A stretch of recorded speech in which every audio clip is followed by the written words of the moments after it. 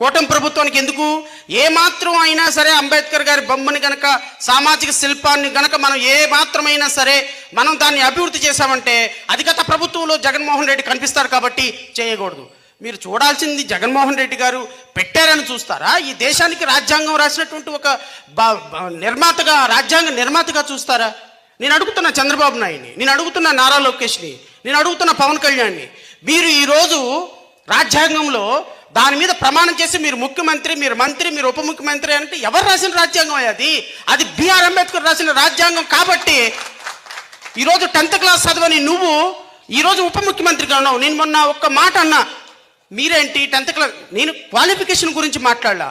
ఒక 10th class కూడా చదవని, ఒక ఎడ్యుకేషన్ లేని ఒక వ్యక్తి ఈరోజు స్పెషల్ ఫ్లైట్స్లో తిరుగుతున్నాడు, ఉప ముఖ్యమంత్రిగా ఇంత యంత్రాంగం తిరుగుతున్నాడు అంటే ఆ మహనీయుడు రాసినటువంటి రాజ్యాంగంలో ఉన్నటువంటి ఏ ఒక్క వ్యక్తికైనా సరే క్వాలిఫికేషన్ లేకపోయినా పర్లేదు, రాజ్యసభ అతను ముఖ్యమంత్రి అవ్వచ్చు, మంత్రి అవ్వచ్చు అని రాసిన రాజ్యాంగంలో సిస్టమ్ని మాత్రమే మీరు చూడాలి తప్ప ఆయన్ని కూడా వివక్షతకు గురి చేస్తే మీ మంత్రి పదవులకి మీకు ఏమైనా అర్థం ఉందా?